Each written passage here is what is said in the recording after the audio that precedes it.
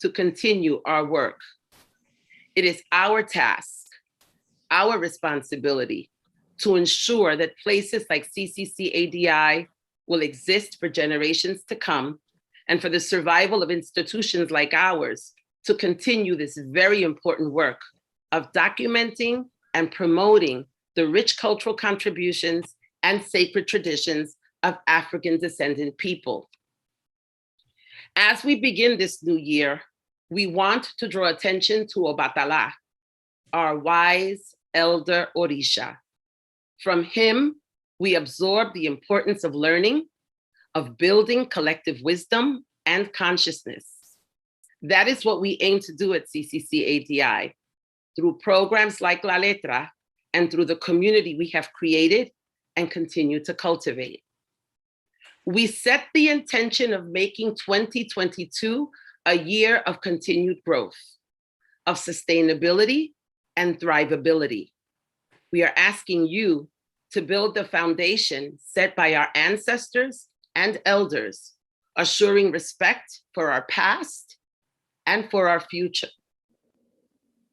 In honor of the guidance Obatala provides, we ask you to take a moment this evening to support CCCADI with a gift of $8 or any multiple of 8 you feel comfortable with. Yes, 8, Obatala's number, so that we may continue to hold space for our sacred traditions today and all year long. We encourage you to go to cccadi.kindful.com to make your donation. No contribution is too small. My madrina taught me long ago that the most selfish thing you can do is help others. Why? Because there's nothing like the gratification you get, that feel-good feeling from doing so. So come on, be selfish, make yourself feel good, and us too, and make your contribution now. And finally, we're excited to announce that in partnership with Harlem Stage, we are presenting Uptown Nights with Pedrito Martinez and Rumba con Fundamento, an intimate in-person performance planned for February 11th and 12th at 7:30 p.m. at Harlem Stage on Convent Avenue and 135th Street. Some of you will remember the many performances and programs we presented with Pedrito when he first arrived in New York City, and we are so very proud and excited to be working with him again. For ticket information, visit our website at cccadi.org. And remember, you can also make your contribution there too. Be selfish, feel happy, and give to CCCADI. Bueno, thank you for listening. We invite you now to enjoy this evening's program, La Letra del Año. With that, I say, Ashe, and welcome, Marinieves Alba. Thank you so much, Melody. I love that introduction. You have me smiling, and I'm going to be reminding you throughout the evening, that we should absolutely support institutions like the center, and especially programs like this that really live on the margins, right, of cultural works, because these are in fact both cultural programs and religious ones, which we know can't easily be funded. So thank you all for being with us. We know that we have over 300 registered participants all over the planet. And so we want to say, welcome not only to our Lucumi brothers and sisters, but our Isheshe brothers and sisters, our siblings, our Isheshe siblings, our Candomblé siblings, our Vodun and Huru, and our Chango Orisha Baptist people, all of the tribes of the African religious community across the planet. We welcome you, our Umbandistas.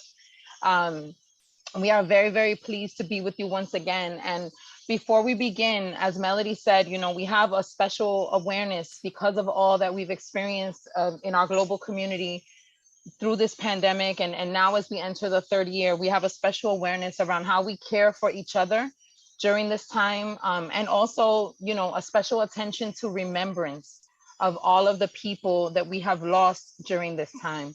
And so we want to begin by honoring one of our brothers and elders who we lost this year and who was in fact with us last year for this event.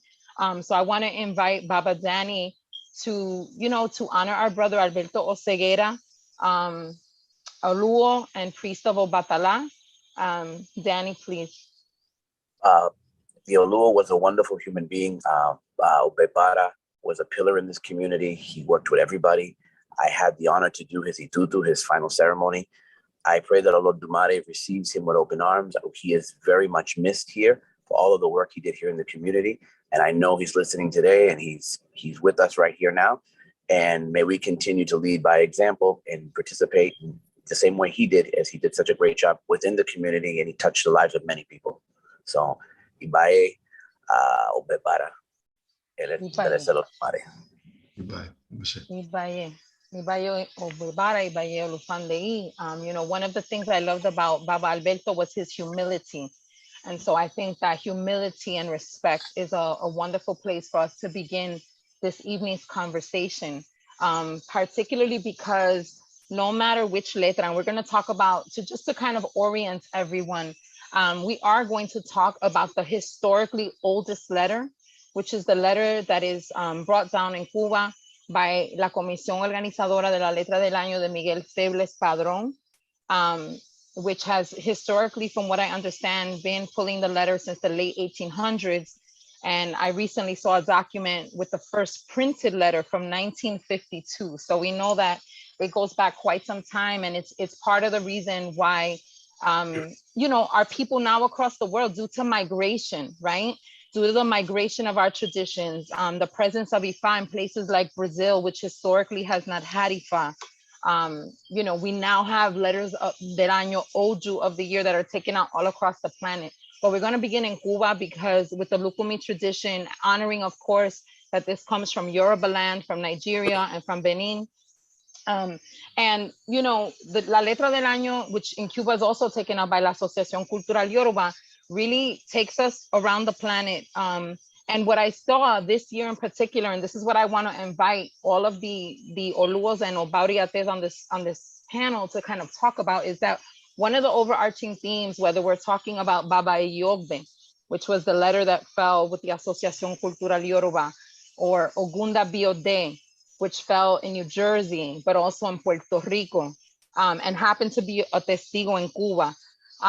Or we're talking about Ogbejuani, right, which fell in la Asociación Miguel Febles Padrón, is that we see the theme of respect, we see the theme of order and organization, and we also see the theme of obedience and disobedience, right? Respect for elders, respect for our traditions, but also respect for one another, respect for ourselves, respect for each other, and respect for the conditions that we are collectively living through in the world. So I want to invite Ramin Corazani, my brother, to begin the conversation. Miami had its own letra, which you're going to talk to us about. But what are your reflections on sort of the broad themes of what Ifa has given us this year? It's a pleasure to be here, everyone.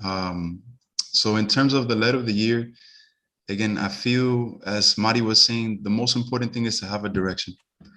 I believe, I need to start here first. The most important thing is to guide yourself by an elder, at least in my humble opinion. I believe it's the most important thing that we can have, because there's so many different directions that we can take in life, so many different letters of the year that can come out. I mean, there are many different reasons as to why one would want to take a letter for a region or for another region, but many of them are being taken out with the pretext that they're being taken out for the entire world, which, honestly speaking, to take out a letter for the entire world is a very difficult task, in the sense that we as a whole have to come together, so to speak. But I mean, starting there, I can tell you that Ogbe Ogwari, which is the sign that also to speak of, and we're going to start with speaking of Ogbe Ogwari. The first thing we have to say in Ogbe Ogwari is that we have to respect our elders, that we have to respect our Egungun, right? It speaks of the pacts that we make in life, the pacts that we have to make with our ancestors in order to live a long and prosperous life. Ogbe Ogwari or Ogbe Unle is Ogbe on the right and Ogwaring Ohwani on the left. It's a sign that speaks of the need to have Isang Egun, or to have an icon of Egun within our home. So a lot of us, connect to our egun, to our ancestors in different ways. Some may have a bóveda, some may have an isang egun, an icon of egun, some may have a teja, some may have consecration of oro, which is something more in depth. But first and foremost, Ifa says in this sign that the connections that we have with our ancestors are basically, it's what is going to take us through this year. It's what's going to give us the ability to thrive, even within the difficult situation of COVID and all the different calamities that are going on. Ifa specifically says in this year, even though we will encounter difficulty, that we're going to be able to grow as people, that we're going to be able to grow as individuals. Again, as I said initially, through taking care of our ancestors and our egun, but also extremely important in this sign is Ori. Ori is the destiny given by our creator. It's represented by Ori Eleda, which is the most important deity every human being has. It's the conscious mind that allows you to choose right, wrong, to turn right, to turn left.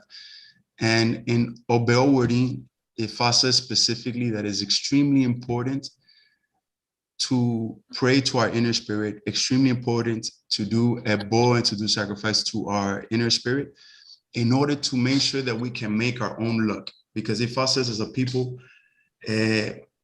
many of us feel that we've become unlucky. Many of us feel as if we have been continuing to do good things and kind of like have not been able to strive or not be able to get to our goal. Ifa says, particularly in this sign, that the one that will be able to allow us to get to where we need to get to is Ori. Think of it, the example as your Orisa or your guardian angel can be Sango, Oshun, any guardian angel, right? But if your Ori doesn't assimilate a blessing, then you really won't receive it. So let's say, for instance, in this example, okay, let me get my words together. Your Ori ends up being your father in this case, right? You're walking into a store and the Orisa is the store owner, the storekeeper, right? So you walk in with your father, the storekeeper can say, oh, you know, I want to give him a gift of blessings, wealth, abundance. And your father, Ori, is the one that says, no, they're not ready, or no, they're ready. Basically, so it means that if your Ori doesn't assimilate a blessing that an Orisa, an Egun wants to give you, that you won't be able to really reach that blessing. So for instance, I mean, wealth can come into people's lives, many blessings can come into people's lives, but if your Ori does not assimilate it in a correct way and does not receive it, then it's for nothing. Obeowori is the reflection that Ifa gave of Obeowori is Ayewo Arum. So Ayewo Arum is the negative energy of sickness that can be amongst us, or that can come to us. We understand with COVID and the ongoing situation with it becoming worse, that we're gonna have to continue to combat against this Arum. Specifically, there's a verse of Ifa and Obeowori that says that Orumila was able to overcome death. And the way that he was able to overcome death was not being seen by death. So, I mean, we understand that Ifa is about interpretation. Ifa is never going to just give us a direct line. He's going to give us a story, and then we're going to interpret it however other way, right? And I mean, we all have different minds. We all can assimilate in different ways. But in this story, Iku, death, was actively looking for Orumila. And the way that Orumila was able to determine was by staying home, was by staying out of sight. And essentially, what are we doing in our lives right now? Staying home, working, virtually, doing panel discussions online where we can reach many people, but we're doing it from, the safety of our home. So we need to make sure that Ifa specifically is speaking to this also in this year. It's also going to be a year that the youth, and I say this as I'm the youngest priest of Ifa, speaking Ifa this year, also last year. And I can tell you that it's going to be our responsibility as a youth to take care of our elders this year. Ifa says that there's going to be many elders that won't be able to take care of themselves directly, in the sense that we would have to take up, the responsibility that they had towards us when we were much younger, and they, helped raise us and helped show us, right from wrong. Now we as the youth have to continue to help the elders in the sign. And Ifa says that by doing this, we're going to receive, many blessings in the sign. Okay. In addition to this, Ifa says in Ogbe Ori that if you have a good Ori, if you have a good destiny, a good head on your shoulders, you'll be able to reach many blessings of wealth this year. The way you'll be able to do it is by having good people around you. Because Ifa says that in this sign and many other signs that the union that we have is the power that we have. There's many verses of Ifa that say that Orumila himself was all knowledgeable, knew everything, but he wasn't able to put it to practice until someone gave him the opportunity. The way to get that opportunity is being humble, having good character in life. And I leave you with saying that it's very important to also say as a priest of Ifa, that death will be away from us, sickness will be away from us, loss will be away from us. We will have long life, health, stability, wealth, abundance. And Ifa bless us all. Thank you. Okay, thank you, Ramin. Thank you so much. And I want to move the discussion to Joseph Carol Miranda, Dr. Joseph Carol Miranda in Vega Baja, Puerto Rico. Joseph. Yes, good evening. Before sharing some information about Opewale, there's something I also want to share with some of the discussion from the introduction in terms of La Letra, or the Letra del Año.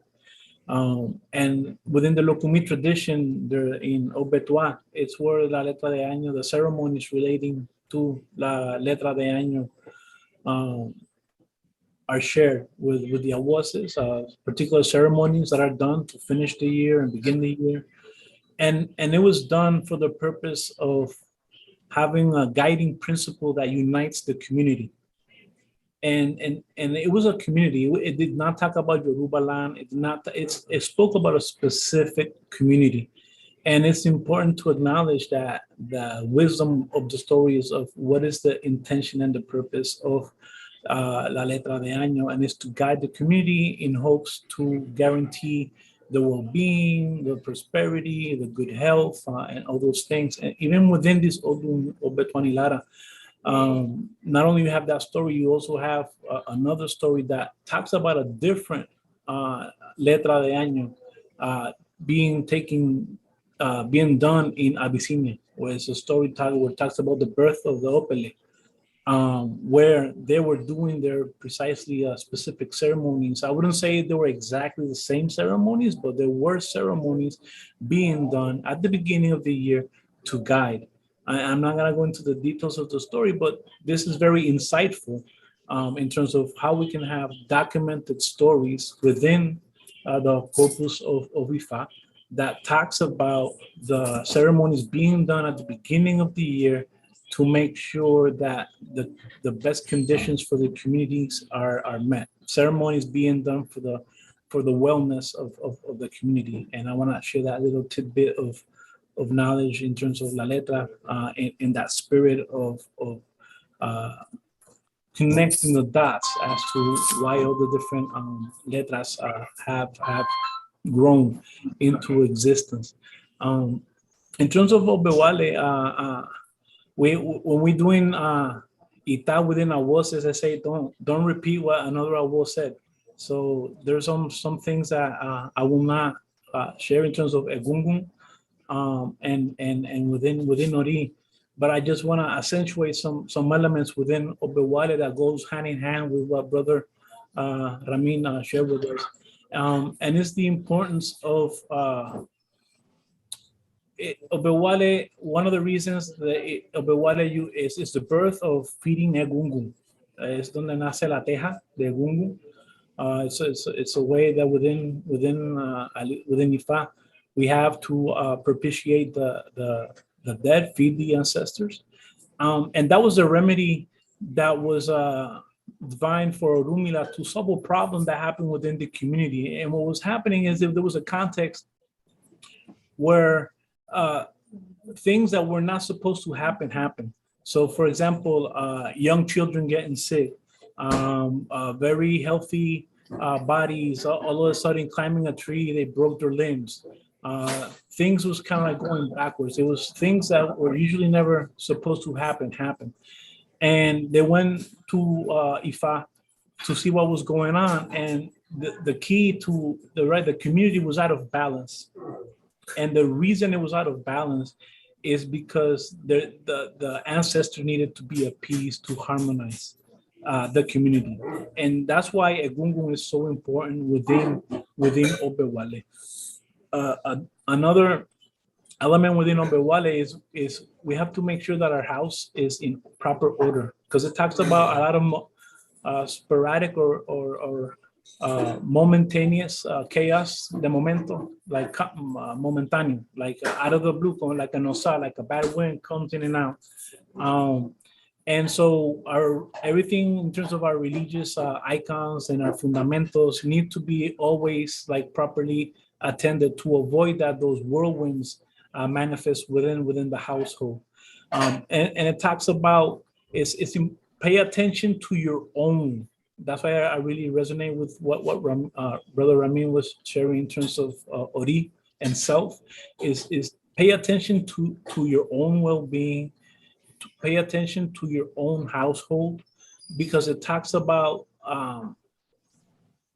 people looking at other people's houses and judging them and just being stuck señalando, right? Like pinpointing fingers and, oh, look at so-and-so and this and that, right? And it talks about there's un refrán, I'm not gonna say it literally, but it says if you spit up in the air, you're prone to get that saliva back down. So be very careful with what you say, because it will just come back. And there's other stories that talks about the behavior of certain animals, that this animal was criticizing, and then the animal was criticizing the animal for doing certain things, and they caught him doing something worse.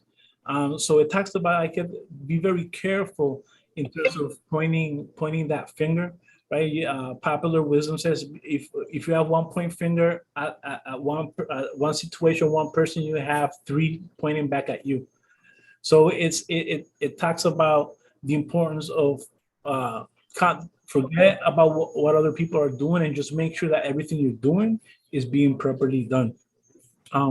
It also talks about the importance. Bewale has several stories where it talks about it's very self-destructive. Here it talks about el alacrán or the scorpion that out of desperation kills itself. Okay, or it's surrounded by chaos. It's actually surrounded by a ring of fire. And the scorpion, it said that it wanted to be famous and known, so they gave him the sting. And so it was like it's like giving a little kid like a shotgun and want to shoot everything.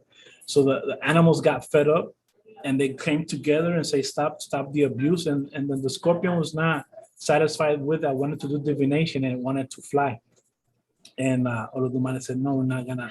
You're creating all this chaos, and you're not flying. Don't even think about it because of that destructive nature.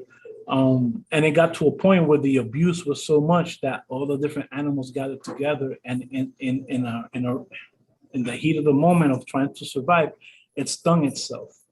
So that goes to it's we all know that Ifa is very interpretative, right? It's not to be taken literal, and here it says just be very mindful as to how you use your gifts and your tools and your weapons.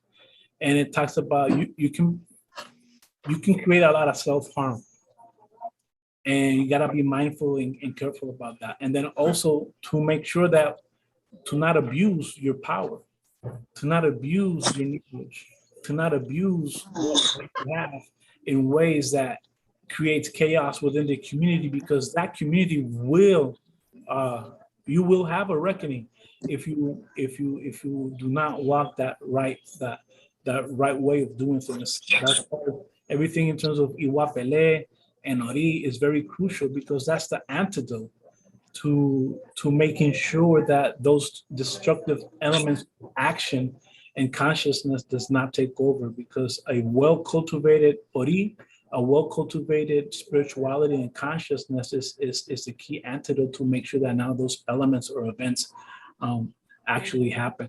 And with those elements, I want to pass the baton to Elder Raymond, so he can share his knowledge and wisdom with the rest of the panel and the audience. Thank you, Joseph. And Baba Ray, of course, I want you to respond to the signo from Miguel Febles Pradon, but I want to also uplift that Joseph is, connected to the community in Puerto Rico, where the letter of the year is Ogunda Biode, and Baba Raymond is also connected to the Templo Bonifacio Valdez, who also pulled the letter Ogunda Biode, which is a testigo, right, or a witness sign in the letra in Cuba. So I want to invite you to respond, of course, Baba Ray, to Obejuani, but also, create space for you to talk a little bit about Ogunda Biode, which kind of touches on some of the themes that Joseph already talked about.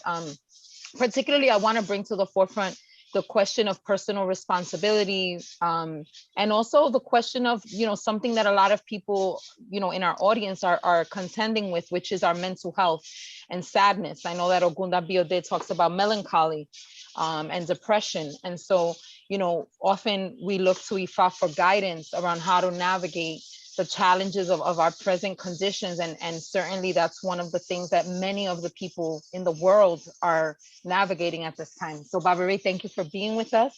And I invite you to share some of your wisdom. Well, first of all, thank you for just being, having me present to have a few words to the many people that are watching this. And it's very important that I take an opportunity to sort of put things in perspective in terms of this worldview that's sort of developed. We had the luxury of many years ago, I'm going to say that I have 32 years of Ifa. We have many years of experience in interpretation and following up on the letter of the years that came from Cuba. But we'll notice now with the onslaught of communication, we're learning about different letters that come from so many different places, and people actually are suddenly confused because they say the letter, what was the letter from Cuba? What was the letter from Puerto Rico? What was the letter from Jersey, where I'm from, where my temple is, and where we got a letter. I'm encouraged to see that for a certain reason, this letter, Ogunda Biode, Ogunda Bede, as some called it, and Ejiogbe, Baba Ejiogbe, has come out and been very prevalent. And that's an important concept in understanding and in trying to interpret the letter of the year. I'm going to say right from the beginning and nip it in the bud that the most important thing for each of these people who are confused about what letter I should follow, I say, go to your godfather. Go to the man, the person in Ifa that you have the most respect for, and ask him which one he follows. And then, therefore, there's no confusion, because we have many people who get a letter from Cuba. And, without much urging, I'm going to say to you that I care more about what happens in my community than what happens in Cuba. I'm taking that opportunity to say that because we have to understand that there's a worldview and there's a community view. And the most important thing for most people is to understand that they have a community. If you feel that the world is your community, God bless you. But I'm going to say to you that there was a letter that came from Venezuela. No, very important. A letter that came from Spain. We didn't mention that. Would you believe a letter came from Italy? So each of these places has their own contribution to the wisdom of Ifa. And so don't say that you have to concentrate on one. I'm going to say to you that you need to know about each of them, because in each of those Odu is a study. Each of them is an Odu in how we're going to contend with things in our community, followed by things in our region, followed by things that are going on in the world.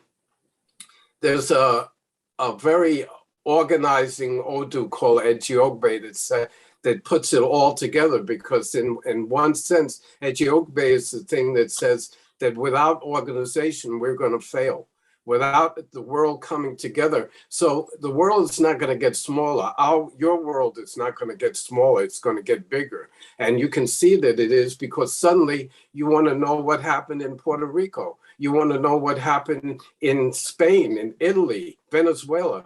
I'm going to tell you, I heard of an Odu that came from Las Vegas and the Bronx. Well, each of them has a certain wisdom to give to you. And that's a very important thing. But one of the things that comes when you study Ifa is that many times you have to take, for example, in Ogunda Bede is the story of Oshun. Oshun speaks strongly in Ogunda Bede. There's a story that tells that Oshun was very poor, and she needed to make money so that she could go on to make her santo. What happened? That's the same story that should happen with all of us here. I'm going to say to you that we have to, on a very personal basis, make an effort to develop ourselves. Where are we now is fine, but what happens tomorrow? I want to do better. I want to improve myself. I don't want to sit back. We can't sit back and be people who let things happen to us. We got to take charge. And one of those things happens in Ethiopia, which tells us that, well, I'm going to quote another Nodu, but in la unión es la fuerza. In our unity is where we get our power. The minute we sort of separate ourselves and think that, oh, I shouldn't listen to this person, I shouldn't listen to that person, and we become confused. So what happens here in these Odu is that we have to learn to see and hear the truth. We have to learn how to say, this doesn't pertain to me, but this pertains to me. What's the answer to my prayers? And many times your prayers are not the same as what Spirit wants us to have. And so make sure that we constantly search, that we constantly look and try to find a way to better ourselves. Each of these gentlemen have something to tell us. It's wrong for you to ignore wisdom. It's wrong for you to ignore advice. Take advice, put it all together and make it for you. There's a concept of Ori, which allows us to, each of us, to do things in a different way. There's a cure for all of us. We have, in this world, we're contending with a pandemic, we're contending with disease. Ogunda Bede in the ancient times says that this was the first time that people decided that they were going to put the dead in graves. Well, what does that refer to? It refers to Egun. We have to remember our ancestors. We have to remember we're here because, I'm here because a woman many centuries ago made a decision that allowed her children to prosper and move on. And here I am after how many generations? And you should feel the same way. It's that same sort of understanding and reverence for Orisha. So if I said to you, Ogbewale is born La Teja de Egu, what does that mean for most of us? Is born that icon that represents our ancestors. It's a reference to that. But so much comes out of that, a whole idea that we have to pay attention to Egu. We have to get our consejo, what's the word? Advice, our counsel from our elders and for those who passed on before us. And the minute that we forget about doing that, we lose good advice. We lose a consultation with wisdom. So there's in another Odu, it tells how the young people stop getting advice from the old people, and what happens, the houses fell in. there was disaster, there was mayhem. And finally, they decided, well, what's the problem? The problem is that they didn't want to consult with the old people. So pay attention to your elders, give respect to the elders, get advice for the elders. And I suggest that you will have great success. There's hidden value in coming for us. We're going to move out of this pandemic, but it's with organization and with people coming together and understanding what community is. I'll have more to say as we go along, but you know, that's the beginning anyway. Thank you, Baba Ray. And as I invite Baba Danny and Baba Frank into the conversation, I want to first, you know, we have already, even though we haven't formally begun taking questions, we have a very active chat and a very active Q&A box. And so for clarification, if one of our elders will clarify, there's a very simple question around what does elder mean? For some of our viewing audience, they're unsure if it's just religious elders. Does it apply to our biological elders? So Danny, I see your hand up. Why don't you clarify that? An elder, the definition of an elder is anybody that you turn to for advice who knows more about maybe the subject that you're looking for, right? A mentor, a teacher, a coach can be your elder, right? And talking about the word elder in a generic sense. Religion is the person that you entrust to walk you through this tradition. If you're in this particular tradition, if you're in a church, maybe it's your pastor or your rabbi in a synagogue or your imam in a mosque. So your elder is the person that you're going to seek advice from, who's going to lead you to where you need to get to. Now, again, back to religion, elder is that person who brings you, who is the one attending to your religious needs, your godparent, your Baba Lorisa, your Jubonakan, your Olu Osiwayu, your Oba Oriate. Those are your elders, okay? And those are the people that you go to with your problems and or your questions, looking for advice, looking for some kind of solution. Your parents are your elders, right? A colleague at work could be your elder. They have worked at the job longer than you, and they have some experience. They have some knowledge about the particular subject that they can help you with. So that's the broad definition of an elder. Thank you. So with that in mind, one of the sort of the words of advice that Obejuani and the Comisión gave to the world was respect for diversity. So in the spirit of that respect for diversity, I want to invite Danny to enter the conversation as an Obauriate, as a godparent, as a leader of a community. You know, what do these signs mean for your community? What do they mean for you as an elder, as a diviner? And how do they interact, right, with the things that you're seeing in real time as Iya Orisha and Baba Orisha pull signals, for example, with the Dilogun for their houses if they're not going to Ifa? Tell us a little bit about the interactions with all of that and your take. One of the things that I've noticed with all of these different signs that we've talked about is there's a reoccurring theme, okay? And the reoccurring theme is respect. And we have the Odu Eyobe, right? In the first position, and two of the ones that I'm looking at are the first two in Cuba, and we have Eyobe in the second position from the one in Puerto Rico, okay? Eyobe in the Dilogun, for those of you who understand Dilogun, but it's Eyeunle, okay? And that Odu speaks of order, okay? Having an order, having a system set up that is organization. And that organization is what helps us keep our head on our body, because Eyeunle speaks about the head joining the body, Eyobe. And we need the head in order to make decisions, in order to go forward. So the recurring theme here is, and we see to continue to get this Eyobe here. I think a couple of years ago, there was maybe last year was Eyobe, Baba Eyobe against, and another letter.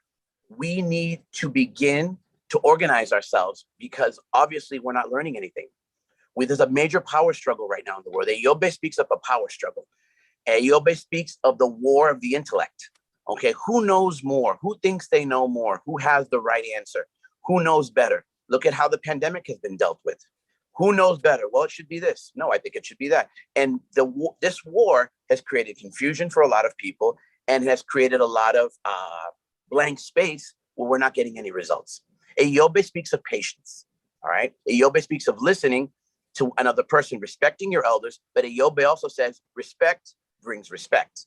So we have to respect everybody's point of view, everybody's opinion, everybody's idea, so that we can try to find the solution to the problem that we have. And right now, in the world that we're living in, unfortunately, in our local communities and abroad, we're in a pandemic, right? And this pandemic has brought several other social issues, lots of social issues. And that's a yobe, social disorder. A yobe is the kingdom that is being run amok. A yobe speaks about the king having to incline his head. So out of shame, when you incline your head out of shame, your crown falls. Okay. And then we have issues with leadership. So across the board, we're seeing a lot of dismay and the need to organize ourselves, the need to listen to each other, the need to form committees, the need to be able to try to approach this with humility. Listen to the other person. Their idea may help, but you may not agree with it, but hear them out and hear everybody out and let's put it all together. We have another reoccurring Orisha in all of these letters, Oshun. Oshun. And Oshun is the messenger of Olodumare. Oshun is sent back. If we start our initiation with Oshun and our last rite is also ended with Oshun. So Oshun is very important in these odus. And Oshun is the one that sends the message. Oshun is the one that I was told in a drumming last year that would be the one to save us from the pandemic. That we had to beseech Oshun that she was going to bring the message to Olodumare. And Oshun comes out as either first position or second position as a ruling Orisha in many of these odus. So Oshun has always been looked at, even though she's the smallest in the pantheon, she's always been looked at as the one who's quick with solving problems. They say there are two Orishas that you have to approach delicately, while they all deserve respect, and Elegba and Oshun. Those are the two Orishas you have to approach very delicately, okay? And even in Ifa, they approach Oshun and Elegba and Eshu very delicately, because these Orishas are communication Orishas. These Orishas are the ones who bring messages. These Orishas are the ones who make things happen, okay? So as a result of that, we're seeing I'm seeing in the communities, in these other letters, a lot of overlap, okay? Even with some of the readings that I've done already for the beginning of the year for people with Dialogun, there's a lot of overlap. The need for personal responsibility, the need to begin to organize ourselves, the need to begin to organize the future. What are we going to do with ourselves in 5 years? Nobody expected this pandemic. Nobody was ready for it. As someone who's an educator in high school, a lot of teachers weren't ready to teach online. We didn't know.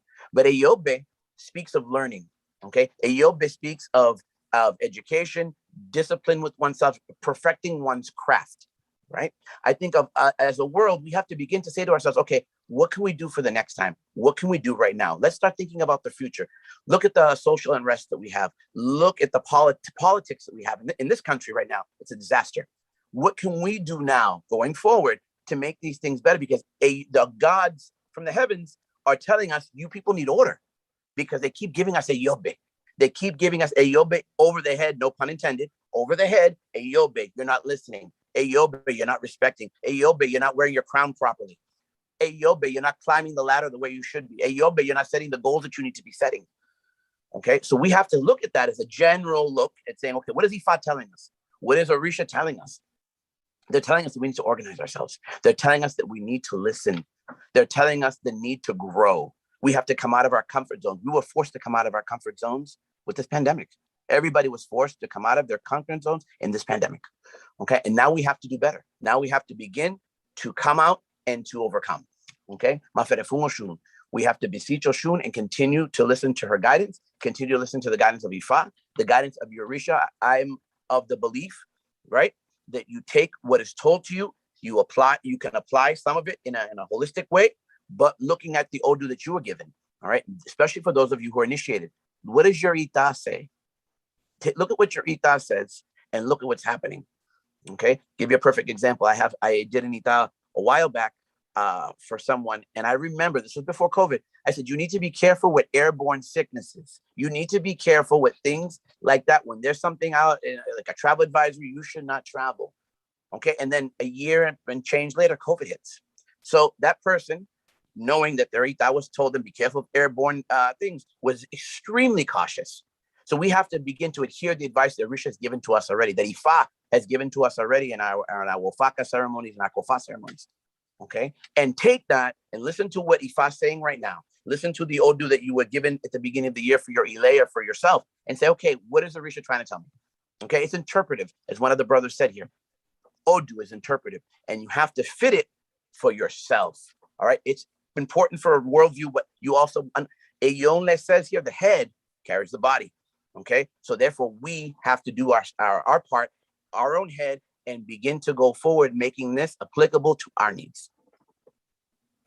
Thank you, Baba Danny. And I wanna highlight, before we go on to Baba Frank, I wanna just highlight one of your points, which is that historically, I'm looking at the Letras del Año since 1987, as I say this, right? We had Baba Yogbe in 2010, 2011, 2014, Yeah. 2015, 2017, and then in 2021, which the letter is pulled on December 31st of 2020, we had, I remember, and I said this to a friend yesterday, I said, God bless the Babalao, and I think I said this to Baba Ray, God bless the Babalao, who was the Feicita, who took the notes for the letra, because the very first line of the Letra del Año, I recall the very first year of the pandemic was pandemia por falta de disciplina social. So a pandemic that is resulting from lack of social discipline. Social discipline, yeah. Right. And that's exactly so, what we're living. Exactly. And, to your point around Eyogbe and the detachment, right? It's where Eyogbe is where the head joins the body, but it is also where the head is detached from the body, right? Which is a signal to all of us around how our behavior and our actions might be detached from our consciousness, from our conscious awareness and what we know is correct, or what we know in this case will save us. And so, Baba Frank, and thank you so much, for touching the point around COVID, because we do actually have several questions already around COVID. And so, Frank, I want to invite Frank Bell into the conversation, who is also an esteemed Obariate and has the benefit of seeing sort of a community landscape, right? And pulling down letters for houses and individuals. Baba Frank, su reflexión. Yes. Okay, good evening, everyone. And we are talking about Eyeunle. And something that I agree with everyone is that we need to organize. But when we speak about organize everything, we need to start with the spirits. Because in Eyeunle, doesn't matter it is in the beginning or the second letter, speak about Egun.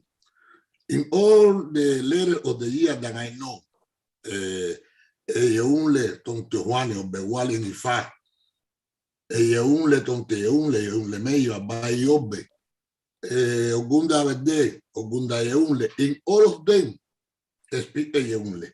But for some years, the letter of the year doesn't speak about the Orisha. The main Orisha that speak in this letter that is Obatala. We need to say Maferefun Obatala, Maferefun Egun.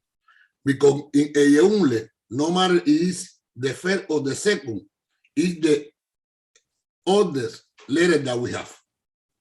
So Maferefun Obatala, Maferefun Egun, we need to start with the spirits. So the masses is so important for us. Something that some people, we have the ceremony and the person don't have the mass for a few years. We need to do a mass in the beginning of the year for our spirits, for our ancestors. Also, complete Egun. How many people in the community don't have, for example, the Kofa Horumila or have Orula, but they don't have the Teja of Egun. They have Ikofa Horumila, but they don't have the Teja of Egun. If you have your Gafa in Egun, you are allowed, and you have your Ikofa, you are supposed to have your Teja of Egun. Like the Obewale said, because you need to offer something for the Egun each time that you do the ceremony. But also we need to know that it's not just the day that we do the ceremony. We can do often. We prepare a food for us, no matter the day that is, and sell something for Egun, something for our ancestors, to pray for them. Also, Eyeunle speak about the church. Sometimes we need to do a mass in the church for our spirit, because no others, every one of our ancestors belong to our religion. Some of them they planted the Catholic one. So they need a mass also in the church. So there are so many things like organization that is important because we are jumping steps. We're going from, for example, from the spirit to Count Ocha, but we forget that we need to feed Egun. We forget that we need to put some at the music for Egun. Something that helps us a lot, and it's something simple. I want to receive an Orisha.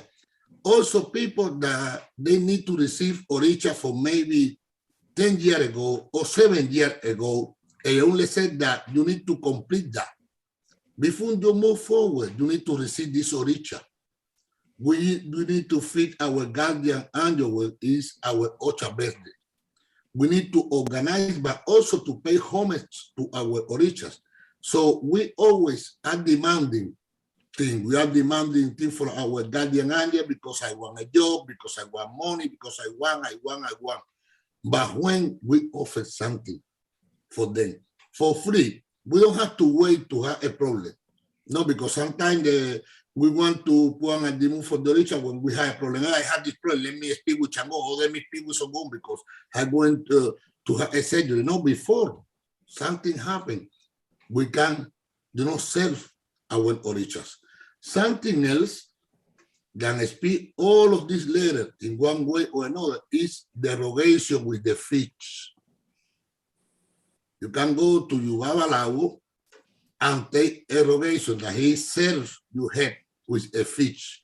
Because in a only, the head are supposed to be as clean as we can, and also strong. And the best derogation that we could have is derogation with the Babalawo, with the fish, and they let it around. You can have different relations during the year.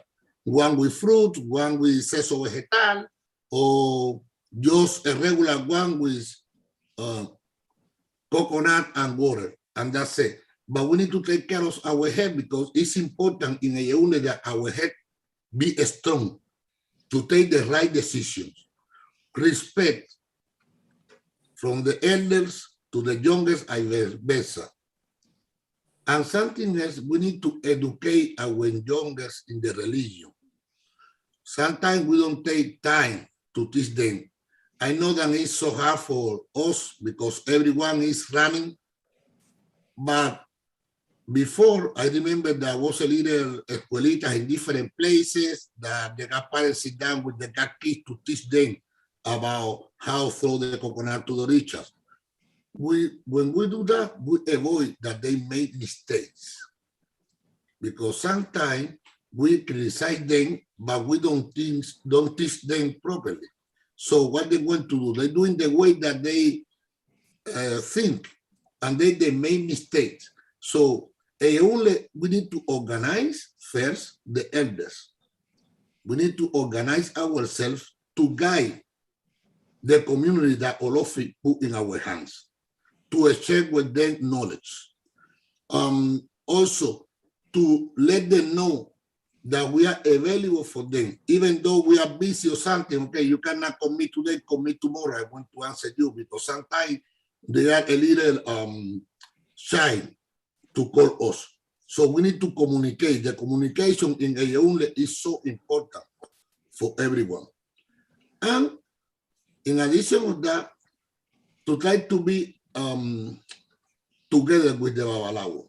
So we have now some distance between Ocha in some places and Babalawo. We need to know that everyone is important in this religion. The Spiritista is important, the Palero is important, the Babalawo. So it's something that was created by our ancestors. And they work together, and we had a great resource.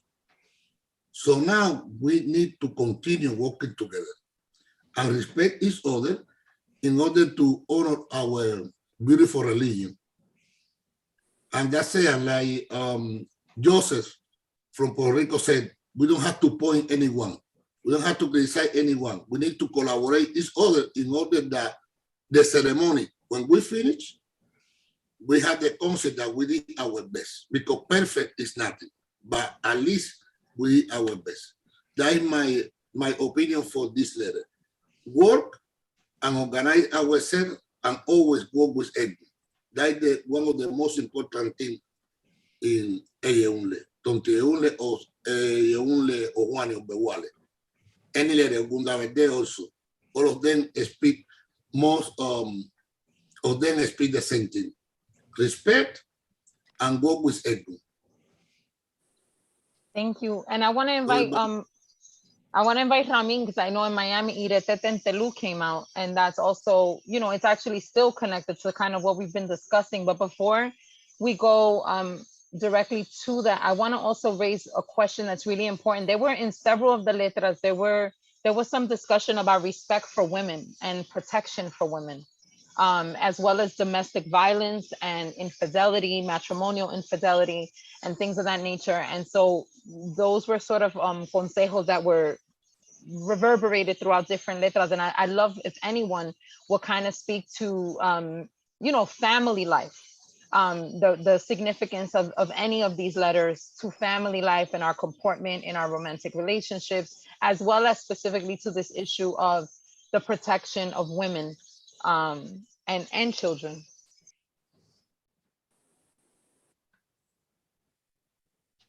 Well, I'll in it anyway. Ramin, go ahead, and then we'll speak. No, go ahead, Baba. I'll speak about it Telu, please.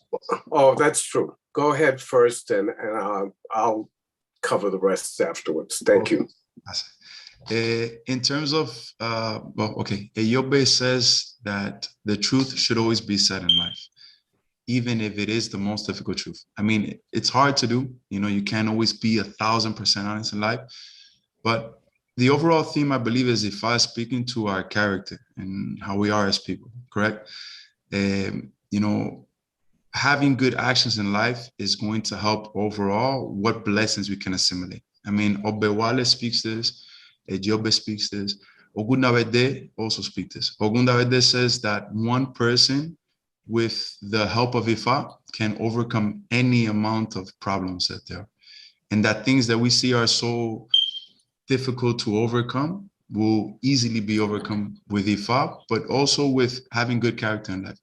So in terms of Ogundawede also says that infidelity can bring large issues overall in terms of, you know, tragedy, fighting, so on and so forth. So, I mean, what I would say in terms of relationships, looking at the overall theme of what Ifa is speaking to the truth of things. I mean, infidelity, a relationship would reach infidelity if it gets to a point where one is not being honest with oneself and one is not being honest with their partner, right? So if there's certain direction or lines that are placed and are expressed, I mean, there wouldn't be an infidelity, right? So if I'm saying that the truthfulness of things is the most important thing. And also that, again, I've said Ori various times, I'm gonna say it again. In all of the signs, really, Ori is the most important thing. Because if I'm saying that we're getting tired as human beings of, I mean, I guess the overall thing, right? We're getting tired of being good people, which is something sad.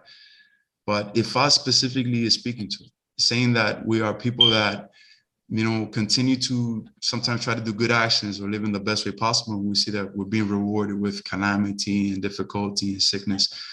But we have to keep our faith. Ifa says in my verse of Ifa, and in my Odu Ifa Obarowadi, that Iyami is the mother or the teacher of the priest of Ifa. The reason being is because the only way we grow as human beings is through obstacle. You know, we don't become better people when things are great, when things are perfect, unfortunately, right?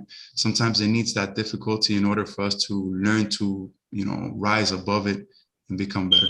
I hope that helps answer the question. Go ahead, Barbara. Okay, well, thank you. Let's speak a little about Oshun, which in many of these Odu, Oshun speaks, especially in the one that came from New Jersey. It's the same situation. And let's put Oshun in perspective. There's many stories that show that Oshun would be the last person that they would consult, even though that was really a huge mistake, because it would end up being that Oshun is the one who can answer the problem or take care of the problem. And so one of the very important, and let me say to you first, it is almost to the point of being a taboo to entertain people with these wonderful stories, these patekis, but so many times I have to speak about them, but not exactly give you the whole pateki. But basically, Oshun always many times starts out being very poor, but there's a treasure for Oshun. She's humble, she's and many times defenseless, and it's very important that we, in some kind of way, respect the rights and the particular issues that concern women today. We all have had mothers.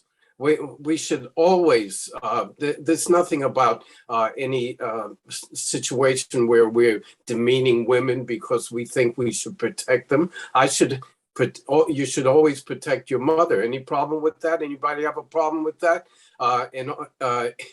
In Ogunda Bede, it also says that it's also we should make sure that we don't have issues with our father also. So that's very important. But Ogunda Bede says that infidelity opens the grave. And so what that really refers to is that all the problems and the tragedies that come out when there is infidelity. Now, infidelity has many different aspects.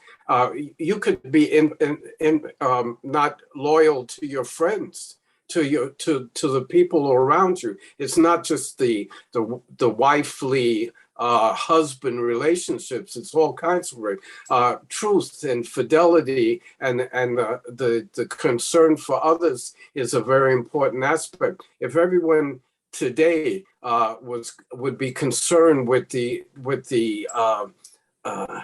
needs of others, we'd have a better world. It's not true. We have to ask for donations because we're going to feel better when we help other people. So Ogunda Bede, many times, yes, the people who came before us, the people who are our elders, are the people that we have to look to. But in reverse of that, the elders have to start thinking about the children, have to think about the people around you. And so that's when it comes, the idea of community and organization and getting together. And we're stronger when we are united. There's nothing to argue about that. There's nothing to discuss. We need that. And in these coming years, it says that success is on its way. My temple has come up with Ide. Ide is a positive aspect of life. Keep at it. Keep moving together, but hand in hand, not separately. You're not going to do it separately. And that's one of the things that there's so many things that each of these men have spoken of. Brings up other points, but the most important thing is that about Ethiopia, which seems to pervade the atmosphere of this whole world, and we're stronger when we are united. Period. Absolutely, and we have a comment in the chat from Oloyu Olokun, which just kind of elaborates that we should see, we can expand our definitions of women as seeing them beyond wives and mothers, looking at women as leaders in the secular world, and that's absolutely true. And the reason that in this particular case, we did stress them as wives and mothers is because that's what was spoken of in the Odu. But you are absolutely right. And so I'm gonna open the floor for you. We have a really basic question, which is that, so if each of you could sort of go through your geographies, wherever the place that you're representing, and people want to hear who are the reigning Orisha. It's always the question of the year. who is reigning? And obviously there are some different answers depending on where you are in the world, but there are also some connections. So I'm going to start with whomever would like to respond. Maybe we'll start with you, Ramin, since you're the youngest in Miami. Okay. Um, mainly from what I've seen, the letters I saw, I believe Obatala came out in one divination. Oshun has mainly been the Orisha in many of the divinations for the year. To speak to you a little bit overall about Obatala or Oshun, what they mean for us. Oshun, as Baba Danny was saying earlier, is the youngest in the pantheon of the Yoruba pantheon, but was the one that was able to save humanity. You know, speaking about the energy of a woman, she was not considered, you know, she was not considered. Is a verse of Oshe Otura that says that when the world was in ruins, all of the Irumole came down one by one in order to try to save humanity, right? Many people say it's the Meijis of Ifa, the kings, or Irumole, but I mean, like we say, Ifa is interpretation, right? But the story says that all the strong men tried to come down one by one, and nobody could save the world, right?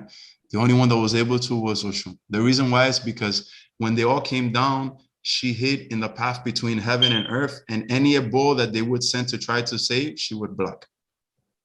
So Oshe Little says that we have to give reverence to our ancestral mothers. We have to give reverence to the female energy, because in the end of the day, Ifa is a binary system. Orumila, Odu, right? That makes creation. We're all made up of X and Y chromosomes. We have a father and a mother, right? So that balance is what's basically going to allow us to reach blessings and reach what creation is in life. So Oshun is that female energy, that female emotion, you know, that energy that holds us together as people. Orisanla Batala is basically whenever us as human beings, in my humble understanding, when we look up to the sky and we pray to Olodumare, really who we're praying to is Obatala. He's the one that was left in charge of us. You know, Olodumare is something that us as human beings can't really fathom. It's something that the closest connection that we have to God is the destiny that we have, our conscious mind, because that's the energy that we have of Olodumare. Emi, which is the spirit that allows us, our heart to pump, right? And gives us life, the breath of life. Other than Emi and Ori, we have, I mean, no direct connection to Olodumare. He left Orisanla in charge of us.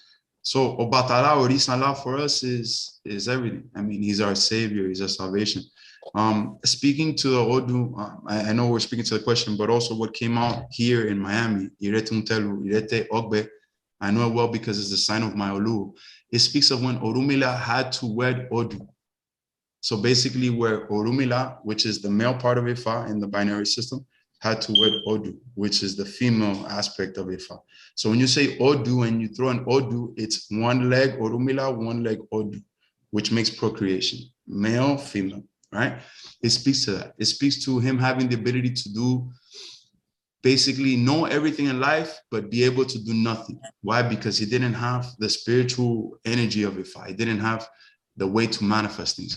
So if I'm saying really that the female energy and the respect towards women as a whole is something extremely important, you know, especially in Irete Tagbe. It says that we shouldn't abuse our positions of power.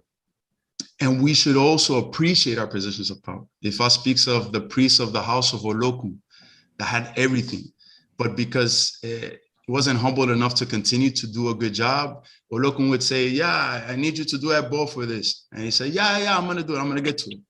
And then he'd go around, he wouldn't get to it. So, I mean, again, the perception that I have of that story is that we should appreciate the things that we have in life, right? We should appreciate the positions that we have, and we should take them wholeheartedly.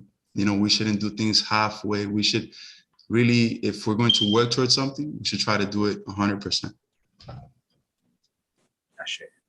Thank you. And so for all of you, including the Obasas, you know, what are your recommendations, giving your analysis of sort of whatever divination you adhere to, and all of the other trends, themes, and taboos that we're hearing across all of the different Ifa, Odu.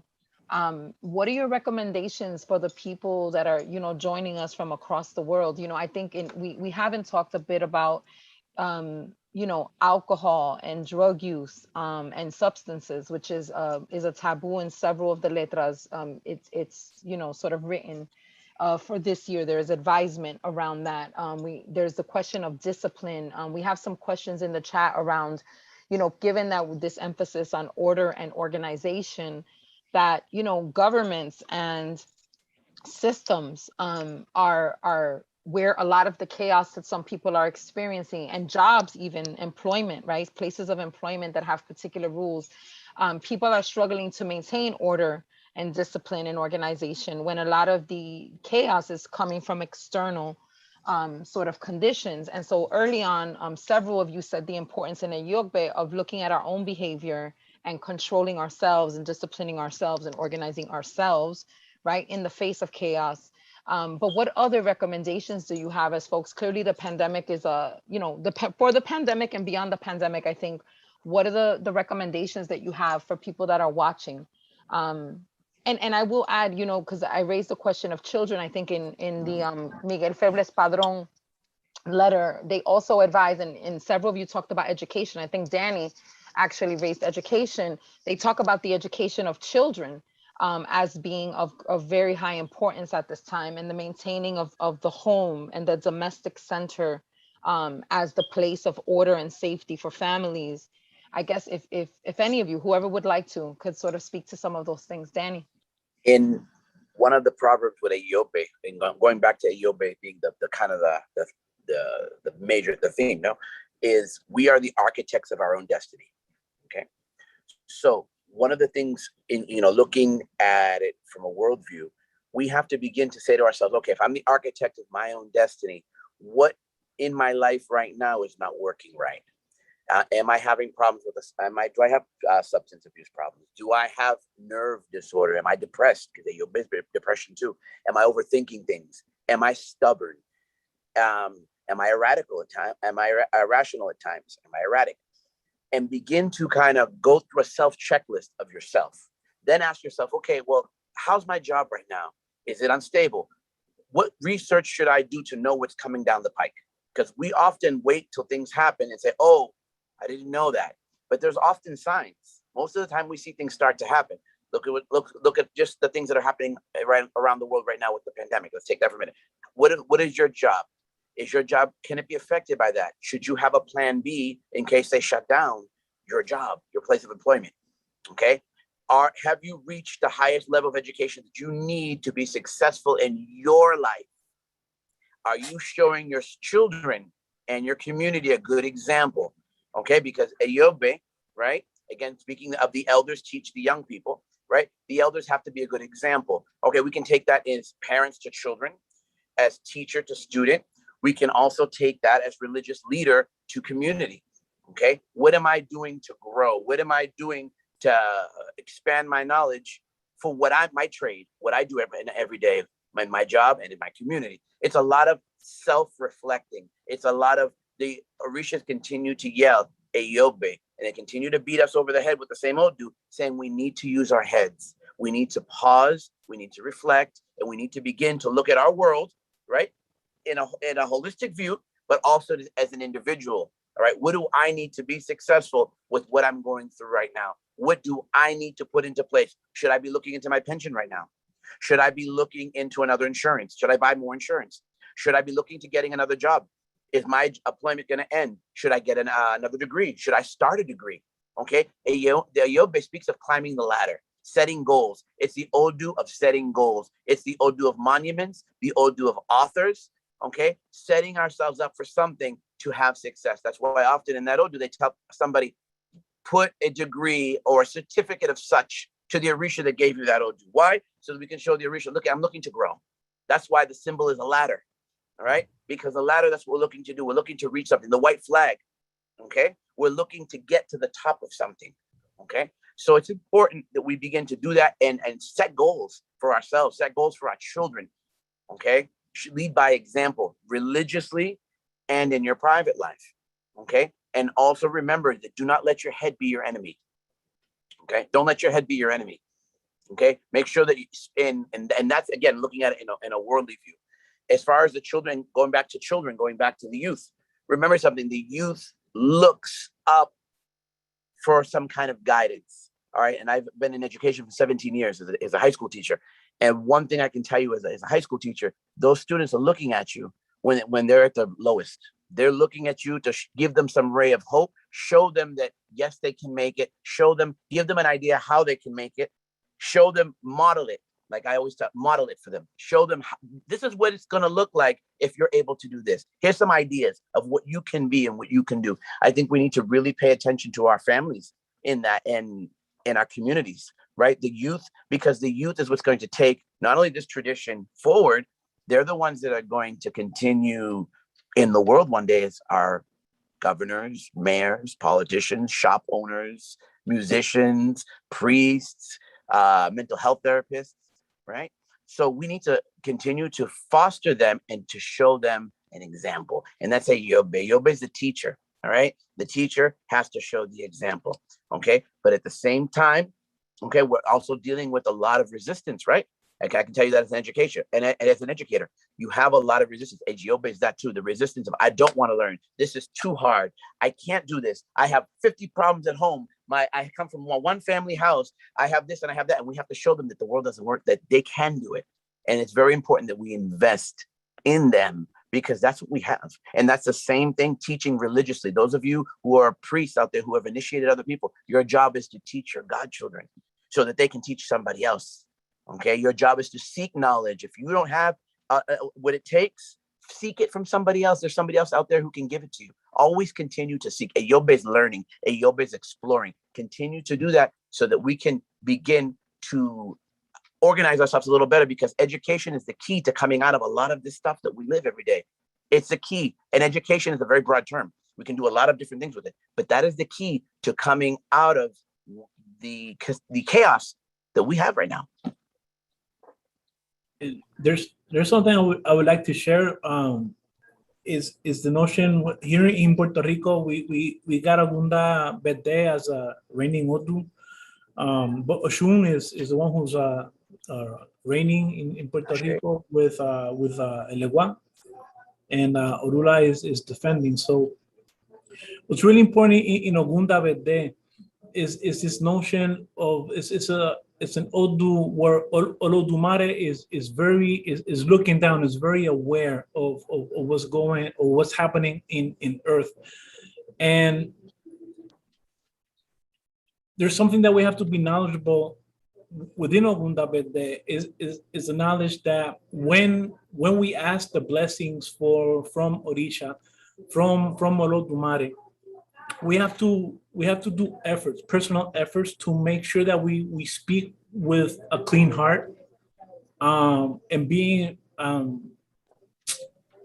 can I say this, like reflect of all the wrongdoings that we've done, rectify the wrongdoing that we've done, and once we're in that consciousness of what are the things that I can improve, and I don't want to say repent, but at least like rectify, acknowledge that I want to improve. And when we reach that point, that is the time when we can ask Olodumare for the blessing. Because in Ogunda Bede says, like, somebody who asks without being clean or limpio from within, it irritates Olodumare. So Ogunda Bede asks, it talks about the bandidos, right? The bandits, where the salvation of the bandits was the light. It talks about a leader of bandits who got saved because they saw a light at the end of the road, and that light at the end of the road, Ogunda Bede represents Ibodun, the room of ceremony, the room of consagración, the room that changed those ways that are not in the hand or in the principle of life and the principle of light that represents everything that is holy for us.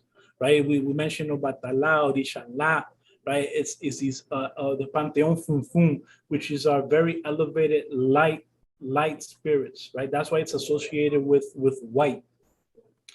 And so for things to evolve and resolve, and this will be my guidance, is the importance to cultivate spiritual strength. The spiritual strength is what's gonna give us the force to endure and persevere.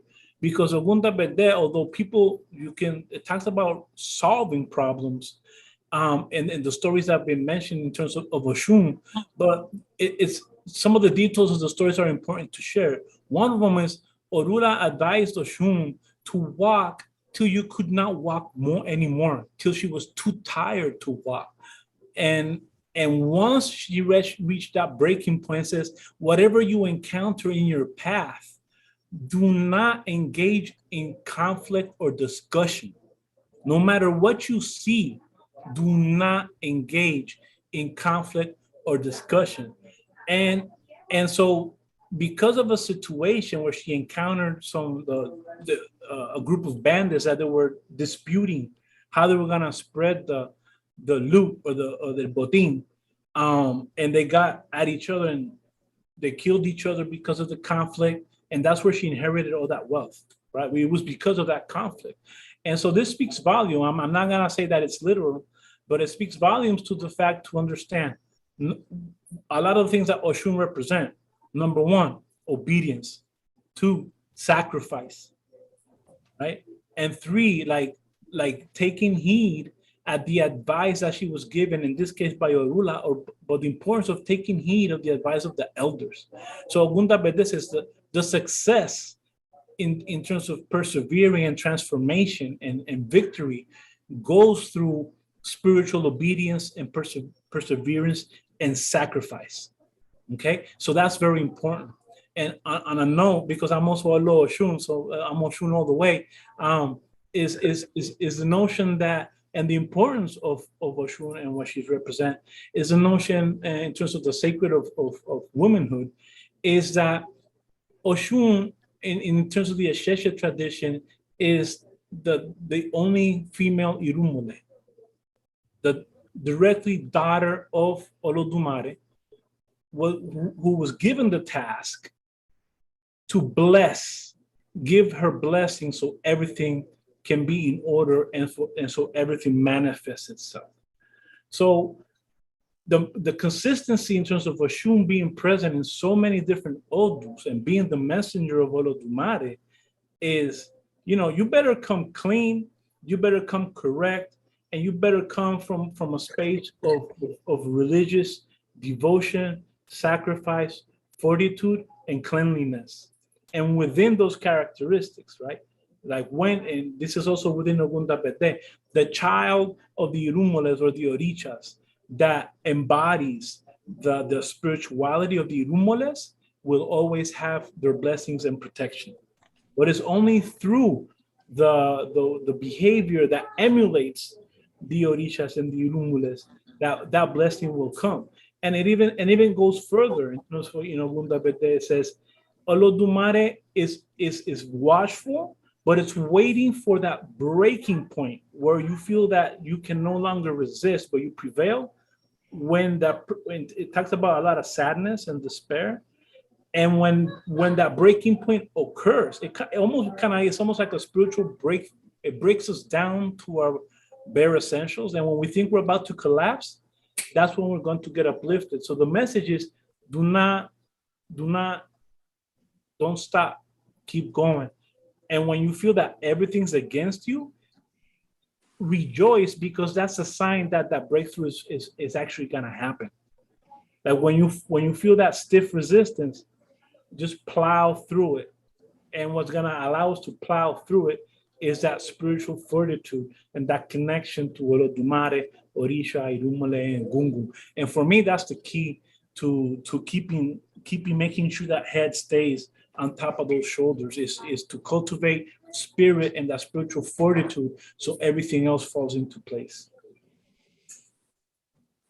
Thank you, Joseph. And I think that's so important, because so many of the questions and reflections that we're seeing, some in the chat, some privately, some in the Q&A, are around, again, external conditions. And part of what you're saying is that we need to operate with the assumption that we will not always experience ease, right? That there actually is difficulty to be overcome, and that perseverance and obedience and discipline are the pathway to victory. For so many of us. So thank you for that reflection. We also have, a question around health, right? So I know I'm gonna because I want to open the floor to all of you and hear from Frank as well and Baba Ray. We have Elegua. I want to uplift that Elegua, and there's a question in the chat. Elegua is also present in Miami and Puerto Rico. And in addition to that, we have a number of health taboos and recommendations that have come up, starting with in Cuba, maternal health, which, you know, we have a sister in the chat who's asked a few times, what about our wombs? And so there is, again, this year, you know, a recommendation around the protection of maternal and infant health. So if there are any other important health recommendations or reflections that you want to offer, I want to open the floor for that, but I also want to open the floor to anyone that wants to talk about the importance of Elegua and Elegua, you know, in the context also of our condition of a pandemic. What does Elegua signify? And particularly for Ramin and Joseph, who are in warm climates, right? Warm climates are where we're seeing people, you know, in the case of Florida, you know, people are not wearing masks often. There's a lot more public, and there is a warning against public, you know, groups, right? Being in groups and being out in the public in groups is one of the taboos this year. So in a place like Florida, where people go to vacation, or Puerto Rico, which just jumped from a 2% positivity rate to a 30% positivity rate over the holiday, where people, you know, everyone was traveling there because they couldn't maybe get into some other countries. You know, what is it for the folks in the tropics who are experiencing this? And Elegua particularly is one of the reigning Orisha. Do you have any reflections on that for the people that are listening? Okay, let me speak something about Elegua. Okay, Elegua speak in every single Odun. He's like the messenger for every single Orisha. So when we open a year, we are supposed always to feed, you know, Elegua. Because Elegua is that he take the message to Olofi that everything is okay. So without Elegua or Hecho Elegua, it doesn't matter. If we have Hecho Elegua, for example, for our Faka Horumila, and we have Elegua, we want to feed them, we are supposed to feed them all at the same time. So we have all of them fed already. And when we speak about, for example, the health in this Odun, for example, Baba Yobe, in Obewale, they said that our health is so important, something that we are talking about that from the beginning. In this Odun, in Eyeunle, everything goes, if for example, in Obewale too, the person, everything, he has a lot of illusion about it. Nothing was real. He imagined things. He was dreaming about things. So this Odun said that don't dream. You need to work for everything that you want. You need to do your checkout. Why? Because this Odun speaks that the head was strong, but the body was soft. Problem with the bones, with the spine. This is the Eyeunle Baba Yobe speak about it. So our body who have a lot of problems with health. So even though we feed our head, even though we do our ceremonies, we receive, for example, Ori, or we do ceremony for Ori, it's important to take care of our diet, for example, what we eat. So many people in our community don't take care of the body. We have in Ita different advices for different Orishas, and we don't follow our Ita. No our Ita for Elegua or Batara or even Orumila. So when we get sick, we ask, why I get sick? You get sick, why? Because you are not doing any exercise. Yes, of course, you are busy, but you are eating any junk food at any time. So if you don't take care of yourself, you're going to get sick. I have this bad experience for the last 2 years. People that don't like to use mask. Please, you know that you need to use it, because now you can get sick. So when they get sick, they want that the Orisha says them, no, you need to take care of you. That is the only said. The only said, me, myself, and I. If you don't take care of you, no one can do it. And like Obewale said, you need to take care of your house first before you take care of the others. So you need to organize your house. You need to organize yourself. You need to teach your kids respect. We are now in the generation that the teacher had a lot of problems because they can't say anything to the kids. Because if they say something, they find one to fight with them, even without asking. And another time was different. When the teacher punish you, you don't want to tell your fight about that. You don't want to speak with your fight about it because you know that your fight going to say, you know what? You did something wrong. And automatically he punish you too. And later he spoke with the teacher.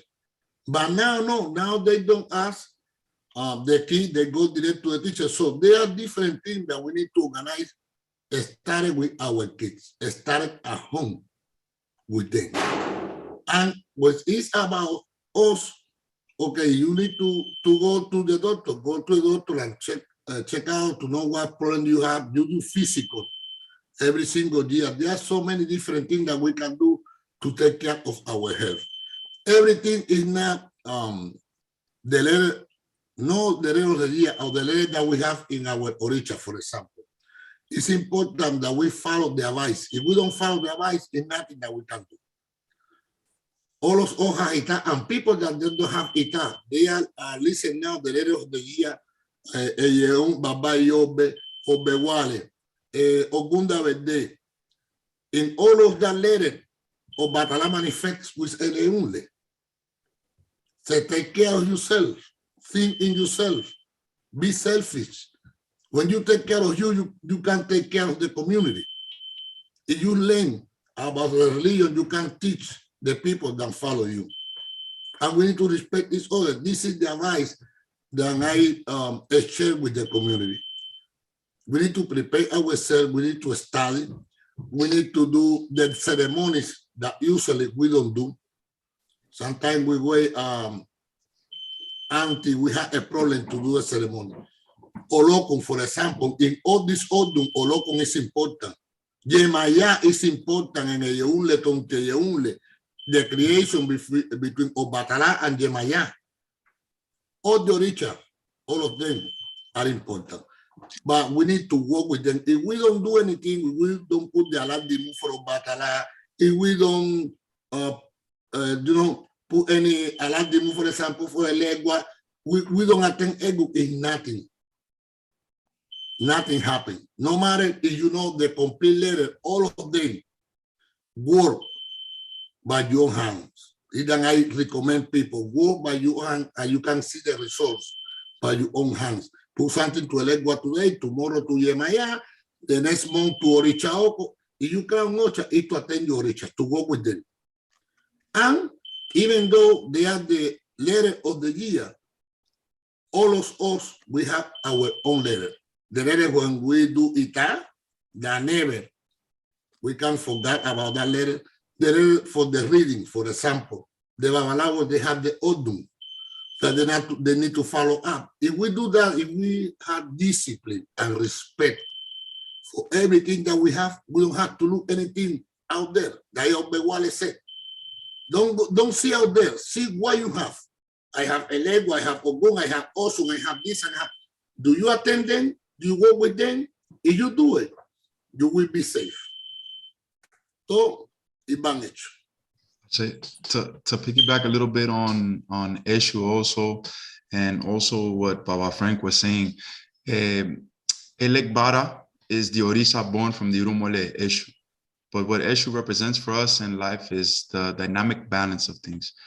As Baba Frank was saying, he's the messenger, but he also embodies what can be easily manipulated within our psyche and within ourselves. I mean, for us as humanity, he represents himself many times as ego, right? Because if Orieleda is here, which is destiny given by your creator, El Elini, which is also like Eshu, basically the job is to kind of destroy our path and kind of like take us out of our path. The way he does that is by manipulating us. There's an old verse of Ifa that says that Eshu doesn't have brothers. Eshu doesn't have sons. Eshu doesn't have friends. Eshu's friend is the one that feeds him and attends to him. And basically with us, which we are the creatures of Olodumare, we are the children of Olodumare, Eshu does with us what he wants. Because literally the only person that doesn't need Eshu is a perfect person, which doesn't exist. Even the Orishas themselves, when they were born here, had to give offering and had to respect Eshu because he's that dynamic balance. He's the one that maintains things in that equilibrium. But what I can apply to how it manifests here in Miami, and maybe Baba Joseph can also elaborate a little bit in Puerto Rico, that, you know, people here want to go about their lives. Oh no, I'm just going to go out, and so what if COVID's out there? But if I'm specifically saying in Obewale, if we're going to apply this sign for all of ourselves, that Iku is actively looking for Rumila. Iku is deaf. So Iku is actively looking for someone to attack, especially because of the prophecy that came out of sickness, because of disobedience. Eshu is the one that's going to be telling us, don't worry, so what if there's 40 people at the party? It don't matter. We will go, we can hang out, nothing's going to happen. I'm good, I'm healthy.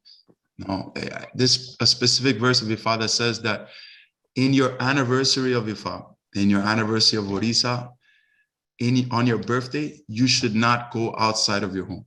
Your family basically you should be with your Orisha at that time. So I'm speaking to all of your Orishas, priests of Ifa. You should be with your Orisha the day of your Odunfa, Odun Orisha, right? The day that you were consecrated, and your birthday should be with your Orisha, specifically Obewale says this. But that Eshu is going to manifest for us in that way. He's always going to maintain that equilibrium, but it's up to Orieleda, right, us, to be able to choose the correct path. You know, the theme of everything is that we can't blame the Orisha for our shortcomings. We can't blame the Orisha for what's happening. Ikafun, I was here to speak Ikafun last year, which was a very difficult sign to speak about because it speaks of how we should act as priests overall, right? Yoba has come many times. It speaks of how we should act as human beings, how we should be. Omolu Abi is the concept that in the eyes of Olodumare, to really accomplish our lives, we need to fortify this earth and leave it better than when we initially came. If not, we have less value than a bee, is what the concept of Yoba says. We have to strive as a whole to be better people. And really, this is the general theme. We have to make good choices in life. We have to continue to be good people. We live in, even though if we feel we're rewarded with negativity back, we have to put it out, because in the end of the day, we have to be good with us, right? We have to continue to nourish the land. You know, we have to continue to nourish our children. Speaking also to Orisha practitioners and Ifa practitioners, I suggest very much, based on all the signs that are coming out, to be humble enough to have a teacher, right? Many people nowadays want to be Babalao, reading a book. Want to be Oba Oriate, reading a book. Want to be Onisegun, reading a book.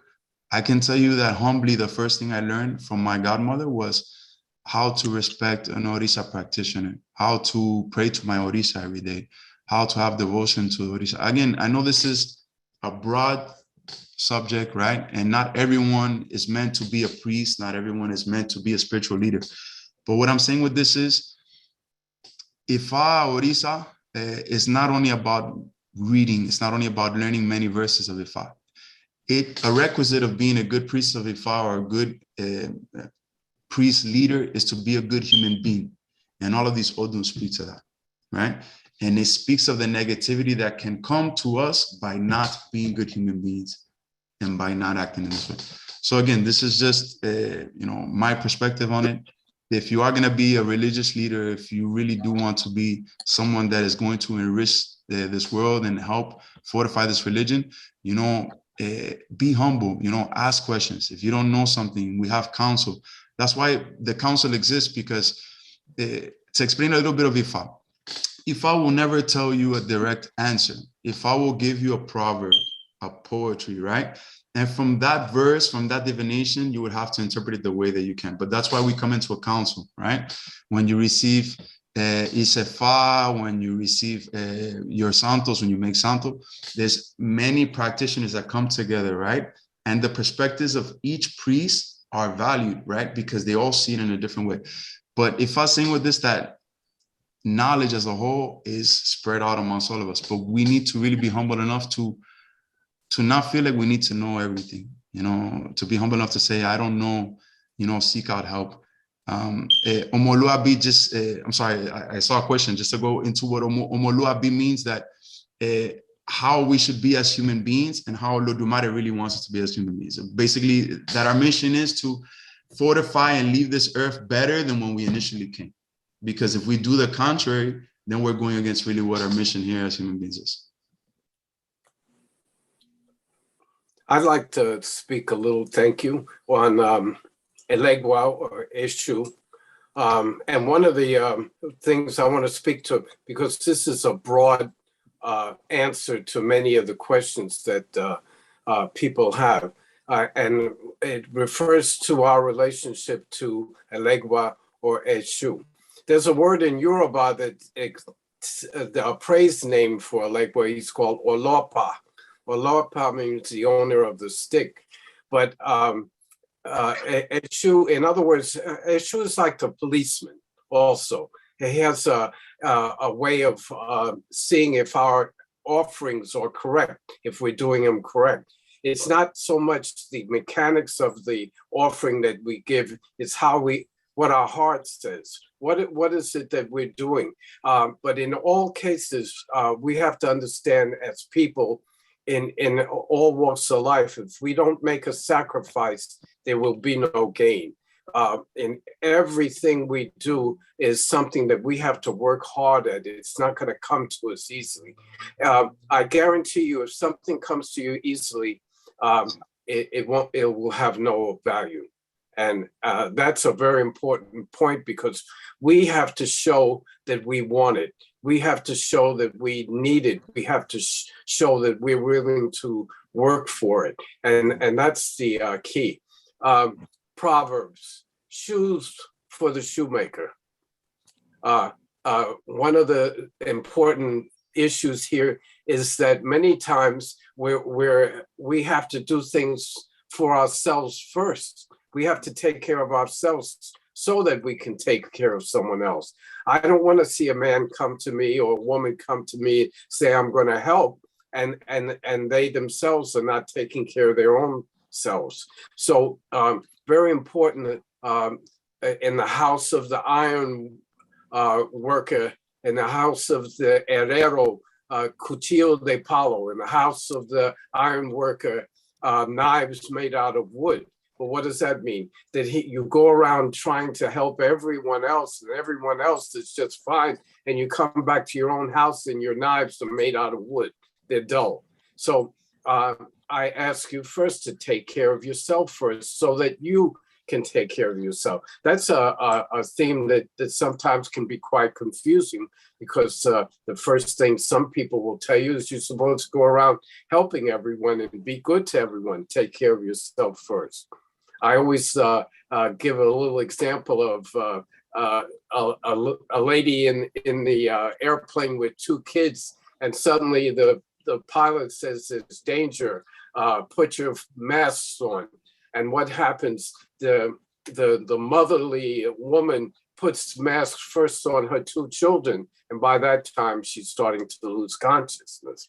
What should have happened? She should have put a face mask on first. Now she's fine. She can help put children. So that's an important point that's in Ogbewale, but it also pertains in many different situations in life. And it's always good to see that a person takes care of themselves first. And it's one of the most important things in relating to this pandemic. We really have an obligation to ourselves to take care of ourselves. And here's an important concept that has to be revised or understood. In Ogunda Bede, it says, don't eat pork. That pork causes problems for the body. Well, but take that in terms of the things that you eat. One of the most important ways of taking care of ourselves is paying attention to the things we eat. We realize that foods can cause danger to us, can cause disease for us, simply by the fact that we pay no attention to its helpfulness. Some things help us, some things don't help us. And that's an example of a situation where watch what you eat, watch what you do. But the good, one of the things that I want to say to you in terms of what is the good thing, there's this concept of Ori. Ori is that special consciousness that we all have that's unique to each of us. And it was said many times, there's an old Yoruba long poem that talks of a man or a person, you might say, goes down the road of life with all of his Orisha. But as he goes along, Ogun says, I have to go to Ire because I have to be fed there. And Oshun leaves, and Obatala leaves, and Shango leaves. And suddenly this man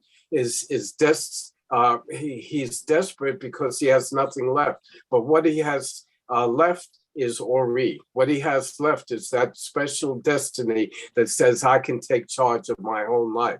So many times we go in life and use religion as a tool to get things for us and not really realize that most of the time when a person comes to you for consultation, for a reading, for an understanding, it goes back to you. It's up to you. I can't change the judge. I can't change your wife. I can't change your boss. I can't change how your friends relate to you. What's the main thing that has to change? It's you. Take it in your hands. Give it in each one of these situations. And obviously, when you change your relationship to your boss, things possibly can be improved. One of the things in Yoruba is you also have to understand and realize and see when you've made an error, because a lot of people make mistakes and they don't see that they're making mistakes. So a lot of the solutions to the problems of the world has to do with us looking inside ourselves first and seeing what is right, what is the good, what is the thing that we should be doing. And once we do that, we'll have all of us will have a better grasp on success in life. Thank you so much, Baba Ray. I really love that intervention because it really highlights the importance of personal responsibility, which is something that I almost want to repeat over and over again, especially in this time. Often when people hear about yoga, they hear about self-love in our cultural context where, you know, individualism is really like the modus operandi, right? Like people, we are culturally very self-indulgent, even if we aren't individually self-indulgent. I think this idea that self-care and self-love and taking care of yourself actually means responsibility is very, very important. So thank you for that. And so we have 4 minutes. And for those of you that are, you know, joining us live, this will end promptly at 8:30. And so I want to give our panelists, you know, 30 seconds. If you have something to sort of to close us out, a word that you want to leave to our viewers as we close out this discussion, I'd like to offer you the time to do that. And I want to thank each of you for being with us. Baba Ray, Joseph, Baba Ramin, Baba Frank, Baba Danny, all my brothers. I want to thank you for being with us. And I want to thank you. Many of you have noted in the chat that you've given us donations. So thank you for those donations. You can still go to kindful.cccadi to make a donation this evening, today, or at some other time. But in our last 3 minutes, so you can each have 30 seconds. If you want to leave us with a word, just a brief word, what would that be? What would you want us to take away from tonight? Awareness and personal responsibility.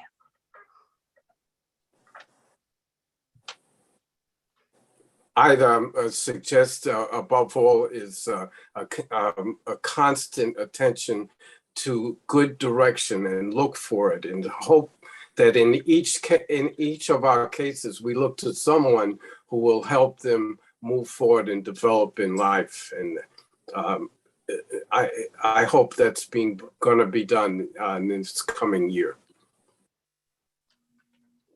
Be eligible. Be eligible to receive blessings based on your character and based on your actions. Eligible.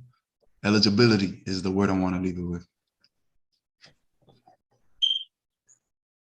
Spiritual growth. I would say spiritual growth goes hand in hand with having the blessing of having a good community. Community is crucial. Our elders are crucial. Being with our community is crucial. And those are the ones that guide us so we can have that spiritual growth. Like self-awareness is good, but the community keeps us in check, and that's very important. Try to take advantage of this time now that some people stay at home and we have a little problem now to travel, to prepare yourself. We are in Yoruba or Bewale. We need to reinforce our knowledge about the religion in so many different ways. The spiritual path, our ancestors, and also what we offer to our Orishas. Because in life, it's not to receive, it's to give. When you give from the bottom of your heart, you want to receive. That sometimes you don't know from where it's coming from, but I am sure that you want to receive when you do something from the bottom of your heart, from your community and your Orishas. So, Amen. Thank you all for being with us. We wish you health. We wish you safety. We wish you peace, and we wish you discipline.